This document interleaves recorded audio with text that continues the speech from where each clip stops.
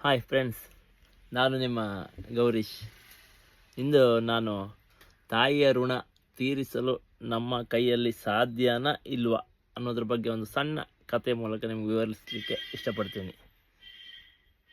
ಒಬ್ಬ ಯುವಕ ತನ್ನ ತಾಯಿಗೆ ಋಣ ತೀರಿಸಲು ತುಂಬ ಹಣವನ್ನು ಕೊಡ್ತಾನೆ. ಹಣವನ್ನು ಕೊಟ್ಟು ಹೇಳ್ತಾನೆ, ತಾಯಿ ಅಮ್ಮ, ನೀನು ಈ ಹಣದಿಂದ ನಿನಗೆ ಏನು ಬೇಕು ಕೊಂಡ್ಕೊ, ಅದನ್ನು ನಿಂಗೆ ಬೇಕಾದ ಹಾಗೆ ಉಪಯೋಗಿಸು, ಇದರಿಂದ ನಿನ್ನ ಋಣದಿಂದ ನಾನು ಮುಕ್ತನಾಗ್ತೇನೆ ಅಂತ ಹೇಳ್ತಾನೆ. ಆಗ ತಾಯಿ ಮುಗುಳ್ನಕ್ಕು ಬೇಡ ಅಂತ ತಲೆಯಾಡಿಸ್ತಾಳೆ. ಆದರೆ ಮಗ ಮತ್ತೆ ಮತ್ತೆ ಅದನ್ನು ಹೇಳಿದಾಗ ತಾಯಿ ಹೇಳ್ತಾಳೆ, ಮಗು, ನನ್ನ ಋಣ ತೀರಿಸಬೇಕೆಂದರೆ ನನಗೆ ಈ ಹಣ ಬೇಡ. ನೀನು ಒಂದು ರಾತ್ರಿ ನನ್ನ ಜೊತೆ ಮಗುವಾಗಿ ಮಲಗು ಅಂತ ಹೇಳ್ತಾಳೆ. ಮಗನು ಆಯಿತು ಅಂತ ತಾಯಿ ಜೊತೆ ಮಲಗಲಿಕ್ಕೆ ಒಪ್ತಾನೆ. ಹಾಗೆ ನಿದ್ರಿಸ್ತಿರುವಾಗ ತಾಯಿ ಮಗನನ್ನು ಎಬ್ಬಿಸಿ, ಮಗು, ಕುಡಿಯಲು ಸ್ವಲ್ಪ ನೀರು ತರ್ತೀಯ ಅಂತ ಕೇಳ್ತಾಳೆ. ಆಗ ಮಗ ಖುಷಿಯಿಂದ ಎದ್ದು ಹೋಗಿ ಒಂದು ಲೋಟ ನೀರು ತಂದು ಕೊಡ್ತಾನೆ. ಆಗ ತಾಯಿ 2 ಗುಟುಕು ಕುಡಿದು ಲೋಟವನ್ನು ಹಾಸಿಗೆ ಮೇಲೆ ಹಾಕಿ ಚೆಲ್ತಾಳೆ. ಹಾಸಿಗೆ ಎಲ್ಲ ಒದ್ದೆ ಆಗ್ತದೆ. ಅದನ್ನು ನೋಡಿ ಮಗ, ಇದೇನಮ್ಮ ಹೀಗೆ ಮಾಡಿದೆ ಎಂದು ಕೇಳ್ತಾನೆ. ಆಗ ತಾಯಿ, ಕೈ ಜಾರಿತು ಮಗ ಎಂದು ಹೇಳಿ ಮಲಗ್ತಾಳೆ. ಮಗನೂ ಕೂಡ ಮೌನವಾಗಿ ಮಲಗ್ತಾನೆ. ಮಲಗಿದ ಸ್ವಲ್ಪ ಹೊತ್ತಲ್ಲಿ ಮತ್ತೆ ಪುನಃ ತಾಯಿ ಮಗನನ್ನು ಏಳಿಸ್ತಾಳೆ. ಮಗ, ತುಂಬ ಸೆಕೆ ಇದೆ, ಬಾಯಾರಿಕೆ ಆಗ್ತಿದೆ, ಸ್ವಲ್ಪ ನೀರು ತಗೊಂಡು ಬಾ ಅಂತ ಹೇಳ್ತಾನೆ. ಆವಾಗ ಮಗ ಹೇಳ್ತಾನೆ, ಇವಾಗಷ್ಟೇ ನೀರು ಕುಡಿದಿದ್ಯಲ್ಲಮ್ಮ ಅಂತ ಹೇಳಿ ಪುನಃ ಲೋಟ ನೀರು ತಂದು ಕೊಟ್ಟಾಗ ತಾಯಿ ಪುನಃ ಹಾಗೆ 1-2 ಗುಟುಕು ಕುಡಿತಾಳೆ. ಮತ್ತು ಪುನಃ ಹಾಸಿಗೆ ಮೇಲೆ ನೀರನ್ನು ಚೆಲ್ಕೊಳ್ತಾಳೆ. ಆವಾಗ ಮಗ ಸ್ವಲ್ಪ ಕೋಪದಿಂದ, ಏನಮ್ಮ ನಿನಗೆ ಕಣ್ಣು ಕಾಣಿಸೋದಿಲ್ವಾ, ಮತ್ತೆ ಚೆಲ್ಕೊಂಡೆಲ್ಲ ನೀರನ್ನು ಅಂತ ಹೇಳ್ತಾಳೆ.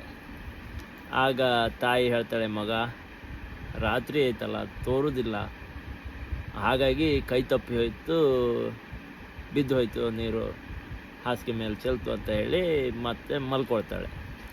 ಮಗನು ಸ್ವಲ್ಪ ಸಿಟ್ಟಿನಿಂದ ಲೋಟ ತೆಗೆದಿಟ್ಟು ಬಂದು ಮತ್ತೆ ಮಲಗ್ತಾನೆ ತಾಯಿ ಜೊತೆ. ಅದಾಗಿ ಸ್ವಲ್ಪ ಹೊತ್ತಿನ ಮೇಲೆ ಮತ್ತೆ ಪುನಃ ತಾಯಿ ಮಗನನ್ನು ಎಬ್ಬಿಸಿ, ಇಲ್ಲಿ ಹಾಸಿಗೆ ಎಲ್ಲ ಚಂಡಿಯಾಗಿದೆ, ನೀನು ನನ್ನ ಇನ್ನೊಂದು ಹಾಸಿಗೆಯನ್ನು ಆಚೆ ಕಡೆ ಹಾಕಿಸಿ ಅಲ್ಲೂ ಮಲಗಿಸು ಅಂತ ಹೇಳ್ತಾಳೆ ಮಗನ ಹತ್ರ. ಆವಾಗ ಮಗ ಕೋಪಗೊಂಡು ಸಿಟ್ಟಲ್ಲಿ, ಅಮ್ಮ, ನಾನಿಲ್ಲಿ ಮಲಗಬೇಕೋ ಬೇಡವೋ, ಸುಮ್ಮನೆ ನನ್ನ ನಿದ್ರೆ ಯಾಕೆ ಹಾಳು ಮಾಡ್ತೀಯ, ಇನ್ನು ನಂಗೆ ಸಹಿಸೋಕಾತಿಲ್ಲ ಎಂದು ಕೋಪದ ಕಿರ್ಚುಗೆ ಸ್ಟಾರ್ಟ್ ಮಾಡಿ ನಮ್ಮ.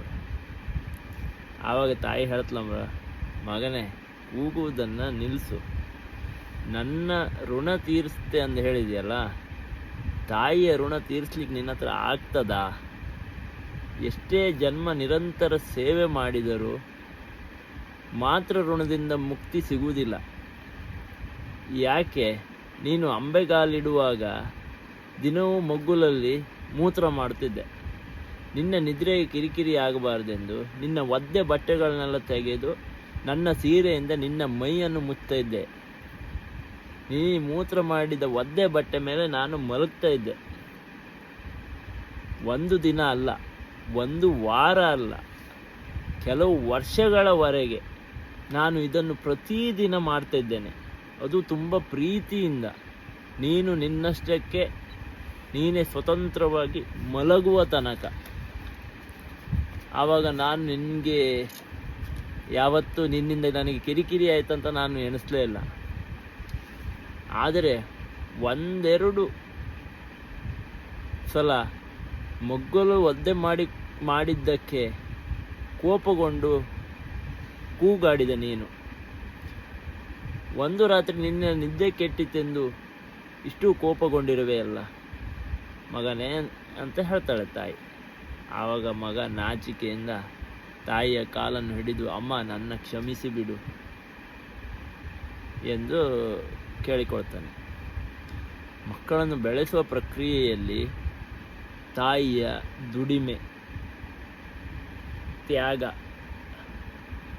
ಸೇವೆ, ಕಷ್ಟ, ತಾಳ್ಮೆಯನ್ನು ಸರಿದೂಗಿಸಲು ಆಕೆಗೆ 100 ವರ್ಷ ಸೇವೆ ಮಾಡಿದರೂ ಆ ಋಣವನ್ನು ತೀರಿಸಲು ನಮ್ಮಿಂದ ಸಾಧ್ಯವಾಗುವುದಿಲ್ಲ. ಆದ್ದರಿಂದಲೇ ತಾಯಿಯನ್ನು ಮಾತೃದೇವೋಭವ ಎನ್ನುವುದು. ತಾಯಿ ನಿಜಕ್ಕೂ ದೇವತೆ.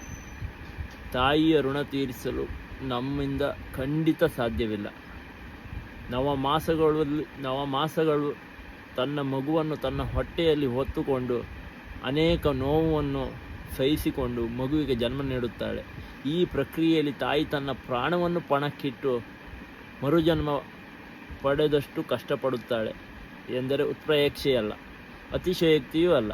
ತಾಯಿಯನ್ನು ನಿರ್ಲಕ್ಷಿಸುವವರು, ಅಲಕ್ಷಿಸುವವರು ಇದರ ಕಡೆ ಒಂದು ಸಲ ಗಮನ ಕೊಡಲೇಬೇಕು. ಹೆತ್ತ ತಾಯಿಯನ್ನು ಕೊನೆಯ ತನಕ ಚೆನ್ನಾಗಿ ನೋಡಿಕೊಳ್ಳಬೇಕು. ಇದು ಸಮಸ್ತ ತಾಯಿಯಂದರಿಗೆ ಅರ್ಪಣೆ. ಜೈ ಹಿಂದ್, ಜೈ ಕರ್ನಾಟಕ. ಈ ವಿಡಿಯೋ ಇಷ್ಟ ಆದರೆ ಶೇರ್ ಮಾಡಿ, ಲೈಕ್ ಮಾಡಿ, ಸಬ್ಸ್ಕ್ರೈಬ್ ಮಾಡಿ. ಇದು ನಿಮ್ಮ ಗೌರೀಶ್. Thank you.